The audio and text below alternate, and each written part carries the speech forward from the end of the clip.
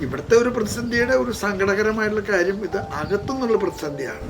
ഇന്ന് സ്കൂളുകൾ കാശുണ്ടാക്കാനുള്ള ഒരു മാർഗമായിട്ട് മാറിയിട്ടുണ്ടോ എന്ന് ചോദിച്ചു. സിനഡിന്റെ തീരുമാനം എല്ലാവർക്കും ബാധകമാണ്. വെല്ലുവിളി കുറയുന്നുണ്ട്, പ്രത്യേകിച്ച് കേരളത്തിൽ. അതിലൊരു പ്രധാനപ്പെട്ട കാരണം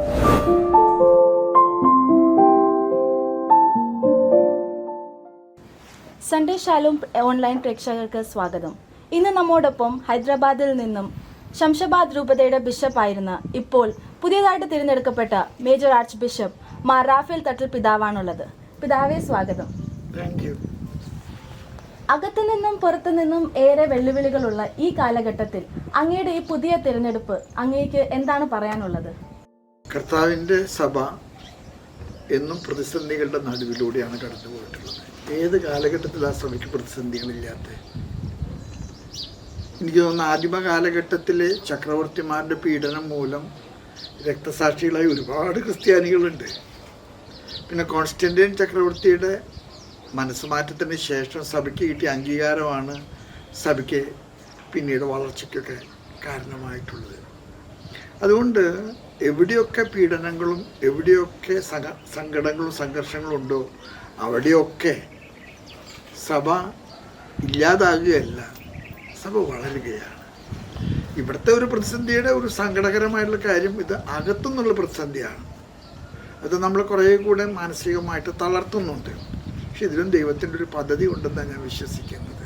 ആടുകളുടെ മണമുള്ള ഇടയൻ എന്നാണല്ലോ അങ്ങേ വിശേഷിപ്പിക്കുന്നത്. ഈ സഭയിൽ, കേരള സഭയിൽ മാത്രമല്ല, ക്രിസ്തീയ ലോകം മുഴുവൻ അങ്ങേ ഉറ്റുനോക്കുകയാണ്. എന്താണ് മിഷൻ പ്രദേശങ്ങളെ കുറിച്ച് അങ്ങേക്ക് പറയാനുള്ളത്? എനിക്ക് ആദ്യമായിട്ട് കേരള സഭയോട് പറയാനുള്ളത്, നമുക്ക് ആവശ്യത്തിൽ കൂടുതൽ അച്ഛന്മാരുണ്ട്. അവര് മിഷനിലേക്ക് ഇറങ്ങുന്നില്ല. കെട്ടിക്കിടക്കുന്ന വെള്ളത്തിലെ കൊതുക് വളരുന്നത് പോലെയാണ്. ഞാൻ കേരളത്തിലുള്ള 13 രൂപതകളിലെ വൈദികരുടെ നമ്പറൊക്കെ വെച്ച് നോക്കുമ്പോൾ ധാരാളം വൈദികരെ മിഷനിലേക്ക് വിടണം. ആ മിഷനിലേക്ക് വൈദികർ ഇറങ്ങുകയാണെങ്കിൽ സഭയുടെ മിഷൻ പ്രവർത്തനങ്ങൾക്ക് വളരെ ശക്തി ഉണ്ടാകും, വളരെ ഫലദായകത്വം ഉണ്ടാകും. അതുകൊണ്ട് എൻ്റെ മനസ്സിൽ പറയുന്നത്, സഭയിൽ കെട്ടിക്കിടക്കുന്ന വെള്ളം പോലെയുള്ള ഈ വൈദികരുടെ ബാഹുല്യവും സ്ഥാപനങ്ങളുടെ ബാഹുല്യമൊക്കെയാണ് സഭയുടെ ആന്തരിക പ്രശ്നങ്ങൾക്കുള്ള പ്രധാനപ്പെട്ട കാര്യം. കരിസ്മാറ്റിക് ധ്യാനഗുരു എന്നാണല്ലോ അങ്ങ് ഏറെയും അറിയപ്പെടുന്നത്. എന്താണ് ഈ നിലയിൽ അങ്ങേക്ക് ഇനിയും ചെയ്യാനുള്ളത്? പരിശുദ്ധ പിതാവ് ഫ്രാൻസിസ് മാർപ്പാപ്പ പറഞ്ഞ ഒരു വലിയ സത്യമുണ്ട്. Pentecost is not an end reality, it is a never ending reality. നമ്മള് പന്തക്കുസ്ത കഴിഞ്ഞു പോയെന്നാ വിചാരിക്കുന്നത്. പന്തക്കുസ്ത കഴിഞ്ഞിട്ട്, പന്തക്കുസ്ത കഴിഞ്ഞാൽ സഭ കഴിഞ്ഞു. പുതിയ പന്തക്കുസ്തകൾ ഉണ്ടാകും, പുതിയ നിയോഗങ്ങൾ വരണം. അതുകൊണ്ട് പന്തക്കുസ്തായുടെ വലിയ ചലനമാണ് ഇപ്പൊ ഞാൻ ഇപ്പോ ഓൺലൈൻ മാധ്യമങ്ങള്, മാസ് മീഡിയ, സിനിമ, ഇതൊക്കെ ഈ കാലഘട്ടത്തിന്റെ വലിയ ചക്രവാളങ്ങളാണ്. അതിനോടൊക്കെ സഭ പ്രതികരിച്ചില്ലെങ്കിലോ പ്രത്യുത്തരിച്ചില്ലെങ്കിലോ സഭ പഴഞ്ചനാകും. അതുകൊണ്ട് പ്രതിസന്ധികളുടെ നടുവിൽ വരുന്ന പുതിയ സാധ്യതകൾ അത് പ്രയോജനപ്പെടുത്തണമെന്നാണ് എനിക്ക് പറയാനുള്ളത്. പ്രേക്ഷിത പ്രവർത്തനങ്ങളിൽ മാറ്റങ്ങൾ ഉദ്ദേശിക്കുന്നുണ്ടോ? ഉണ്ടെങ്കിൽ അതെങ്ങനെയാകും? പ്രേക്ഷിത പ്രവർത്തനങ്ങൾ എന്ന് പറയുന്ന സ്ഥാപനവൽക്കരണമല്ല. നമ്മുടെ പ്രേക്ഷിത പ്രവർത്തനത്തിന്റെ സ്ഥാപനങ്ങൾ ആവശ്യമുണ്ടെന്ന് എനിക്കറിയാം. പക്ഷെ സ്ഥാപനങ്ങൾ വർദ്ധിച്ചപ്പോൾ പണം പെരുകി. കുട്ടികൾക്ക് വിദ്യാഭ്യാസം കൊടുക്കാനാണ് നമ്മൾ സ്കൂളുകൾ തുടങ്ങിയത്. ഞാൻ മനസ്സ് തുറന്ന് പറയുമ്പോൾ നിങ്ങൾ എന്നെ കുറ്റപ്പെടുത്തില്ലെന്ന് വിചാരിക്കും. ഇന്നും സ്കൂളുകൾ കാശുണ്ടാക്കാനുള്ള ഒരു മാർഗമായിട്ട് മാറിയിട്ടുണ്ടോ എന്ന് ചിന്തിക്കും, പ്രത്യേകിച്ച് ഇംഗ്ലീഷ് മീഡിയം സ്കൂളുകളൊക്കെ. അതുകൊണ്ട് പ്രേക്ഷിത പ്രവർത്തനങ്ങളെ സ്ഥാപനവൽക്കരിക്കുന്നത് എനിക്ക് തോന്നുന്ന ആവശ്യത്തിന് മാത്രം. സ്ഥാപനവൽക്കരണം ഇപ്പൊ പാവപ്പെട്ട ഗ്രാമീണർക്ക് അക്ഷരാഭ്യാസം കൊടുക്കുന്നതിനൊക്കെ നമുക്ക് സ്ഥാപനങ്ങൾ വേണം, ഇല്ലെന്നൊന്നും ഞാൻ പറയുന്നില്ല.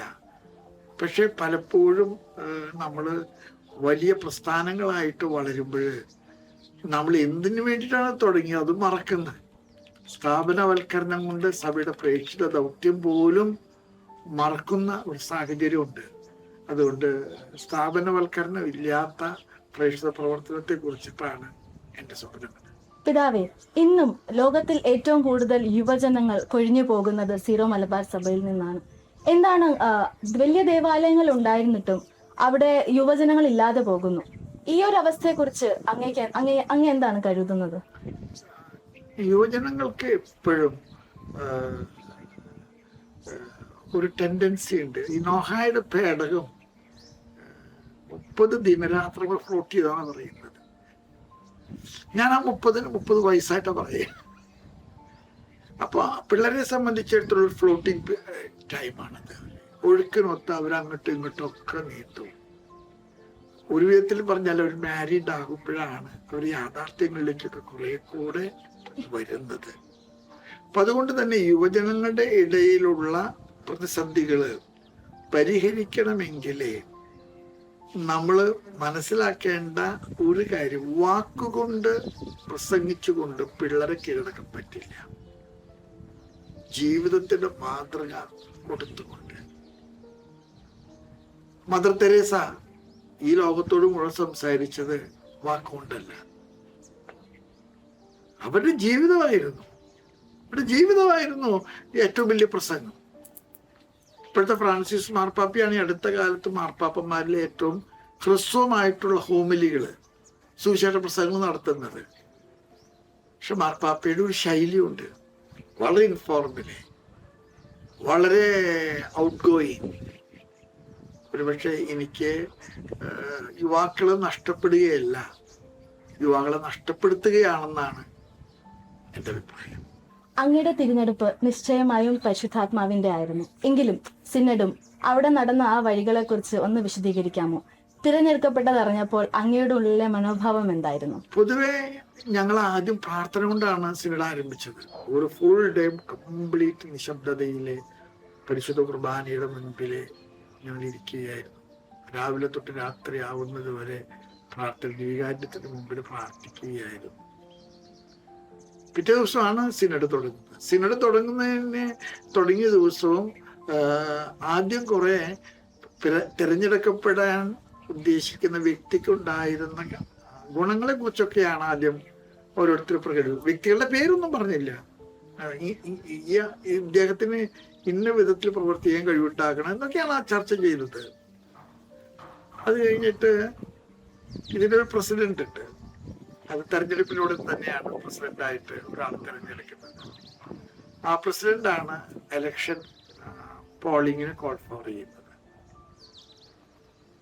കോൾ ഫോർ ചെയ്ത് കഴിഞ്ഞ ശേഷം നടന്നത് എനിക്ക് പറയാം, രണ്ടാമത്തെ വോട്ടിങ്ങിൽ ആവശ്യത്തിൽ ഉള്ള ഭൂരിപക്ഷം എനിക്ക് ആ സമയത്തുണ്ടായ ഒരു വികാരം എന്താണെന്ന് അറിയാൻ പാടില്ല, പെട്ടുപോകാന്ന് പറയില്ലേ, അങ്ങനെ ഒരു വികാരമാണ് എനിക്കുണ്ടായത്. പിതാക്കന്മാർ പലരും എന്നോട് പറയുന്നുണ്ട്, പേടിക്കൊന്നും വേണ്ട, ധൈര്യമായിട്ടിരിക്കുക, അതൊക്കെ എന്നോട് പറഞ്ഞതൊക്കെ എൻ്റെ ഓർമ്മയിലുണ്ട്. സിനഡ് എന്ന് പറയുന്നത് വർക്കിംഗ് ടുഗദർ. സിനഡിലെ ആരും അന്യനല്ല. സിനഡിന്റെ തീരുമാനം എല്ലാവർക്കും ബാധകമാണ്. അതുകൊണ്ട് തെരഞ്ഞെടുപ്പ് കഴിഞ്ഞ ശേഷം ഞാൻ ആകെ കൂടെ ഒറ്റ കാര്യം പറഞ്ഞുള്ളൂ, ദൈവത്തിൽ ആശ്രയിച്ച് ഞാൻ കേടുന്നു. വേറെ എനിക്കൊരു മാർഗവുമില്ല. പിതാവേ, ഈ ഡിജിറ്റൽ കാലഘട്ടത്തിൽ സഭ കുറെ കൂടെ ജനങ്ങളിലേക്ക് ഇറങ്ങി വരാൻ അങ്ങ് എന്തായിരിക്കും ചെയ്യാൻ ഉദ്ദേശിക്കുന്നത്? ഞാൻ ചിലപ്പോഴും വിചാരിക്കാറുണ്ട്, എനിക്കിതൊന്നും അറിയാൻ പാടില്ലാത്ത ഒരാളാണ്, ഞാൻ പ്രസംഗിക്കുന്ന ഒരാളാണ്. വർഷങ്ങൾക്ക് മുമ്പ് ക്രിസ്മസ് കാലഘട്ടത്തിലെ ചെറിയ ചെറിയ ക്ലിപ്പുകൾ കൊടുക്കാൻ ഞാൻ പരിശ്രമിച്ചിട്ടുണ്ട്. നോമ്പ് കാലത്ത് കൊടുത്തിട്ടുണ്ട്.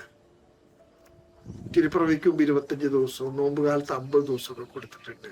പിന്നീട് അത് ഒരുപാട് പേര് ഏറ്റെടുത്തു. എനിക്ക് തോന്നുന്ന ഡിജിറ്റൽ വേൾഡ്, ഓൺലൈൻ എന്നൊക്കെ പറയുന്നത് പ്രതിസന്ധിയല്ല, അത് സാധ്യതയാണ്.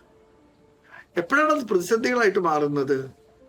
നമുക്ക് കാര്യക്ഷമമായിട്ട്, പ്രയോജനപരമായിട്ട്, ഇഫക്റ്റീവായിട്ട് ഓൺലൈൻ ഉപയോഗിക്കാൻ അറിയാൻ പാടില്ലാണ്ട് വരുമ്പോൾ ഞാൻ ചിലപ്പോഴൊക്കെ വിചാരിക്കാറുണ്ട്, ഈ സ്വർഗത്തിന്റെ ശത്രുക്കൾ സാത്താൻ നമ്മളെക്കാളൊക്കെ വളരെ ബുദ്ധിയുണ്ടെന്ന് എനിക്ക് തോന്നുന്നത്. അതുകൊണ്ട് തന്നെ സാത്താൻ ഓൺലൈന് യൂട്യൂബിനെയും ഒക്കെ ഒരുപാട് ഉപയോഗിക്കുന്നുണ്ട്. എന്നാല് മാലാഖമാർക്ക് അല്ലെങ്കിൽ സഭാവിശ്വാസികൾക്ക് അത് വേണ്ടത്ര ഉപയോഗിക്കാൻ കഴിയുന്നില്ല. ഇപ്പൊ നമ്മൾ ഇന്ന് ഈ ഇന്റർവ്യൂ എടുക്കുമ്പോൾ എനിക്ക് അങ്ങനെയുള്ള മാധ്യമങ്ങളോടൊക്കെ ഒരുപാട് കടപ്പാട് തോന്നിയിട്ടുണ്ട്. ഈ ഓൺലൈനിൽ കുർബാന കാണാനായിട്ട് ഒരു കാലഘട്ടത്തിൽ, കോവിഡിന്റെ കാലഘട്ടത്തിൽ എത്രയോ പേർക്ക് സാധിച്ചിട്ടുണ്ട്. ഇന്നെന്തുണ്ടായി, ആ ഓൺലൈൻ കുർബാനകൾ രോഗികളായിട്ട് കിടക്കുന്ന എല്ലാവരും ഒരു വലിയ സാധ്യതയും ചക്രവാളമാക്കി മാറ്റുകയാണ്. അപ്പൊ അതുകൊണ്ട് ഓൺലൈൻ മാധ്യമങ്ങളുടെ സാധ്യത സഭ വിവേകപൂർവവും കാര്യക്ഷമമായിട്ട് പ്രയോജനപ്പെടുത്തണമെന്നാണ് എൻ്റെ അഭിപ്രായം. പിതാവേ, സഭയിൽ ദൈവവിളി വർദ്ധിപ്പിക്കാൻ എന്തായിരിക്കും അങ്ങ് മുന്നോട്ട് കാണുന്നത്? ദൈവവിളി കുറയുന്നുണ്ട്, പ്രത്യേകിച്ച് കേരളത്തില് ദൈവവിളി വളരെ കുറയുന്നുണ്ട്. അതിലൊരു പ്രധാനപ്പെട്ട കാരണം ഈ ചെറു കുടുംബങ്ങളുടെ എണ്ണം വർദ്ധിക്കുകയാണ്. ഞാൻ എൻ്റെ വീട്ടിലെ 10ാമത്തെ കൊച്ചാണെന്ന് പലപ്പോഴും പറയുമ്പോൾ ആളുകൾ എന്നോട് ചോദിക്കും, അമ്മയ്ക്ക് വേറെ പണിയൊന്നുമില്ലായിരുന്നു. പക്ഷെ എനിക്ക് തോന്നുന്ന ഇന്ന് 2ലും കൂടുതലും 3ാമത്തെയൊക്കെ കയ്യബ്ദെന്നൊക്കെയാ പറയുന്നത്. വേറെ എനിക്ക് തോന്നുന്നത് സാധ്യതകൾ വർദ്ധിച്ചു. ഇപ്പൊ +2 കഴിഞ്ഞ കുട്ടികളൊക്കെ തന്നെ പറക്കുകയാണ്. അയർലൻഡിലേക്ക്, UK-യിലേക്ക്, ഓസ്ട്രേലിയയിലേക്കൊക്കെ പറക്കുകയാണ്. അവര് മച്ചൂറായിട്ട് പോകുന്നു എന്നുള്ള അർത്ഥത്തിലല്ല ഞാൻ അതിനെ കാണുന്നത്. അപ്പൊ അതുകൊണ്ട് തന്നെ ഈ പ്രതിസന്ധി, അതുപോലെ തന്നെ വൈദിക ജീവിതത്തിൽ, സഭാത്മക ജീവിതത്തിലുള്ള കോൺട്രഡിക്ഷൻസ്, വിരുദ്ധമായിട്ടുള്ള സാക്ഷ്യങ്ങൾ, അതൊക്കെ ദൈവവിളികളുടെ എണ്ണം കുറയാനായിട്ട് കാരണമാകുന്നുണ്ടെന്നാണ്. സൺഡേ ഷാലോമിലെ പ്രേക്ഷകർക്ക് വേണ്ടി ഒരു ചെറിയ സന്ദേശം. മിന്നി പുന്നത്തറയുടെ നടക്കുന്ന സൺഡേ ഷാലോമിനെ കുറിച്ച് എനിക്ക് ഒരുപാട് മാറ്റിയിട്ടുണ്ട്. അത് അൽമാരി തുടങ്ങിയ ഒരു പ്രസ്ഥാനമാണ്. അവരുടെ ചെറുകൾ പറക്കണം. ചിലപ്പോഴ് നമുക്ക് പറ്റുന്നൊരു കുഴപ്പം എന്ന് പറയുന്നത്, ഇങ്ങനെയുള്ള നൂതനമായിട്ടുള്ള സ്വതന്ത്രമായിട്ടുള്ള സാധ്യതകൾ പ്രയോഗിക്കപ്പെടുന്നവരെ ക്ലറിക്കലൈസേഷൻ വഴി നമ്മൾ ചങ്ങലയ്ക്കുന്നു. അതുകൊണ്ട് തന്നെ എനിക്ക് ഷാലോമിനോട് പറയാനുള്ളത്, ഞങ്ങൾ നിങ്ങളോട് സഹകരിക്കാൻ 100% ശരിയാണ്, സന്നദ്ധമാണ്. പക്ഷെ ഞങ്ങളായിരിക്കരുത് താക്കോൽ സൂക്ഷിപ്പ്. അത് നിങ്ങളെ തമ്പുരാൻ നിങ്ങളുടെ മേൽ നൽകിയൊരു പന്തപുസ്തകമാണ്. നിങ്ങളിൽ നിന്ന് തമ്പുരാൻ ആഗ്രഹിക്കുന്ന ഒരു കാര്യം ഭംഗിയായിട്ട് ചെയ്യണം. അതിലെ ഒരു പരിധി അല്ലെങ്കിൽ പരിധിക്ക് വിട്ട് ഞങ്ങളെ സഹായിക്കാൻ പറ്റും. പക്ഷെ ഞങ്ങളെ ഒരിക്കലും താക്കോൽ സ്ഥാനത്ത് ഇരുത്തി നിങ്ങൾ ചങ്ങലപ്പൂട്ടിൽപ്പെടരുത്. താങ്ക് യു പിതാവേ. പിതാവിന്റെ വിലയേറിയ സമയം ഞങ്ങൾക്ക് വേണ്ടി തന്നതിന് എന്റെ പേരിലും ഞങ്ങളുടെ സൺഡേ ഷാലോമിന്റെ പേരിലും അങ്ങേക്ക് പ്രാർത്ഥന. Thank you very much. എല്ലാവരും പ്രാർത്ഥന എനിക്ക് വേണം കേട്ടാ. ഷാലോമിനോട് പറഞ്ഞാൽ ധാരാളം പേർക്ക് അത് കിട്ടുമെന്ന്, ഷാലോമിനോട് പറഞ്ഞു കഴിഞ്ഞാൽ ധാരാളം പേർക്ക് അത് അറിയുമെന്ന് എല്ലാവരും